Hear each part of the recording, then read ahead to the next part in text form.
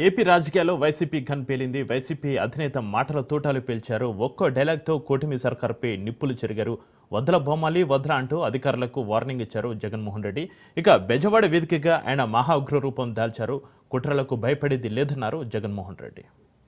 Police వ్యక్తికి కూడా చెప్తా ఉన్నా, మీ టోపీ మీద ఉన్న 3 సింహాలకు కనిపించే ఆ సింహాలకు సెల్యూట్ కొట్టడం మొదలు పెట్టండి. తెలుగుదేశం పార్టీ నాయకులకు సెల్యూట్ కొట్టడం మొదలుపెట్టి వీళ్ళు చెప్పినట్టుగా చేయడం మొదలుపెట్టి అన్యాయాలు చేయడం మొదలు పెడితే మాత్రం ఎల్ల కాలము తెలుగుదేశం పార్టీ ప్రభుత్వమే ఉండదు అని చెప్పి ఇవాళ ప్రతి అధికారికి కూడా నేను తెలియజేస్తా ఉన్నా. రేపొద్దున మళ్ళీ మా అధికారం వస్తుంది. వచ్చినప్పుడు అన్యాయం చేసిన వీళ్ళందరినీ, వీళ్ళ అధికారులందరినీ, అన్యాయం చేసిన ఈ నాయకులందరినీ కూడా బట్టలు కూడా తీసి నిలబెడతామని చెప్పి కూడా ఈ సందర్భంగా తెలియజేస్తా ఉన్నాను. ఎవరిని వదిలిపెట్టేది ఉండదు. వంశీని అరెస్ట్ చేసేటప్పుడు సిఐ అన్నాడట, నేను 1.5 సంవత్సరంలో రిటైర్ అయిపోతాను అని చెప్పి. రిటైర్ అయిపోయినా కూడా సముద్రాల అవతల ఉన్నా కూడా మొత్తం అందరినీ కూడా పిలిపిస్తామని చెప్పి కూడా ఈ సందర్భంగా చెప్తా ఉన్నా.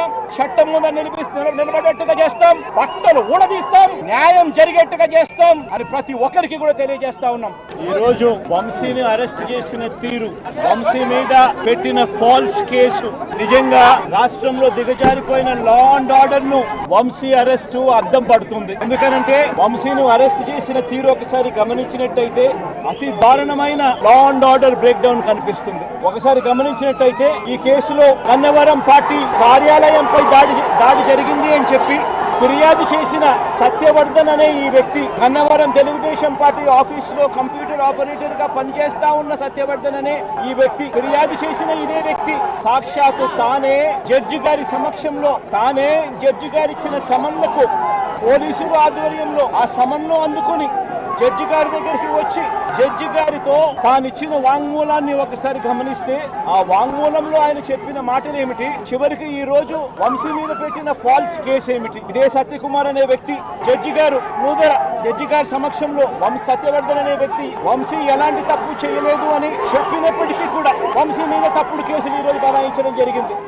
అయినా చంద్రబాబు నాయుడు గారు వంశీ మీద పెట్టుకున్న ఆక్రోశము, వంశీ మీద పెట్టుకున్న కోపము చంద్రబాబు నాయుడు గారిది ఏ స్థాయిలో ఉందంటే వంశీని వంశీని ఇరికిచ్చాలి అనే ఆలోచనతో వంశీ ఘటనా స్థలంలో లేకపోయినా కూడా వంశీని 71వ నిందితుడిగా చేర్చారు. 71వ నిందితుడిగా వంశీ పేరును చేర్చారు. అయితే ఇవన్నీ కూడా బెయిలబుల్ అఫెన్సులు కాబట్టి బెయిల్ కోసం వంశీ హైకోర్టుకు యాంటిసిపేటరీ బెయిల్ కోసం వంశీ హైకోర్టును ఆశ్రయించాడు. కాబట్టి చంద్రబాబు నాయుడు గారు ఎట్టి పరిస్థితుల్లోనూ వంశీని అరెస్ట్ చేయాలనే ఉద్దేశంతో బెయిల్ రాకూడదు అన్న ఉద్దేశంతో చంద్రబాబు నాయుడు గారు కుట్రను ఇంకా ముందుకు తీసుకెళ్లారు. గన్నవరం పార్టీ ఆఫీసును తగలబెట్టే ప్రయత్నం చేశాడు అని చెప్పి మరో ఫాల్స్ ఒకటి బుక్ చేయడం మొదలు పెట్టాడు. తెలుగుదేశం పార్టీ ఆఫీస్ అట కాల్చే కార్యక్రమం అట జరిగింది అని చెప్పి ఏకంగా చంద్రబాబు నాయుడు గారు అనే వ్యక్తి మరో ఫాల్స్ కేసు, మరో కట్టుకథ అల్లాడు. ఆఫీసును తగలబెట్టే కార్యక్రమం చేసినప్పుడు ఆ ఆఫీసు ఎవరిది అని చెప్పి, ఆ ఆఫీసు ఎస్సీ ఎస్టీలకు సంబంధించిన ఆఫీస్ వారిదే ఓనర్లు అయితే అప్పుడు ఇది నాన్ బెయిలబుల్ సెక్షన్స్ కిందికి వస్తుంది,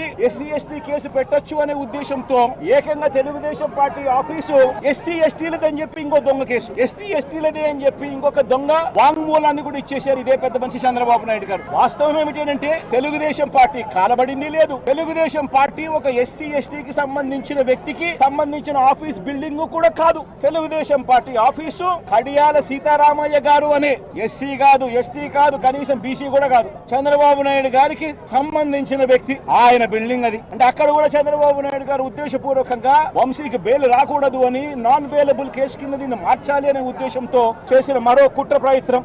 ప్రజాస్వామ్యం నిజంగా ఏ స్థాయికి దిగజారిపోయింది అని అంటే పిడుగురాళ్లలో మున్సిపాలిటీకి సంబంధించి అక్కడ జరిగిన మున్సిపల్ వైస్ చైర్మన్ ఎన్నుకునే ఎన్నిక పిడుగురాళ్లలో 33 మంది ఉంటే కార్పొరేటర్లు 33 మంది వైసీపీనే గెలిచింది. తెలుగుదేశం పార్టీ కార్పొరేటర్ కనీసం ఒక్కడు కూడా లేకపోతే తెలుగుదేశం పార్టీ ఏకంగా పిడుగురాళ్ల వైస్ ప్రెసిడెన్సీ సీటు ఒక్క సభ్యుడు కూడా లేని ఆ సీటును వీళ్ళు సిగ్గు లేకుండా మేమే గెలుచుకున్నాము అని చెప్పుకుంటా ఉన్నారు అని అంటే నిజంగా పోలీసులు అనే వాళ్ళు చంద్రబాబు నాయుడు గారి హయాంలో ఏ స్థాయికి దిగజారిపోయి ప్రజాస్వామ్యాన్ని కూలీ చేస్తా ఉన్నారని చెప్పడానికి నిదర్శనం. తిరుపతిలో 49 సీట్లకు 48 సీట్లు వైసీపీ గెలిచింది. తెలుగుదేశం పార్టీ గెలిచింది కేవలం ఒకే ఒక్క స్థానం.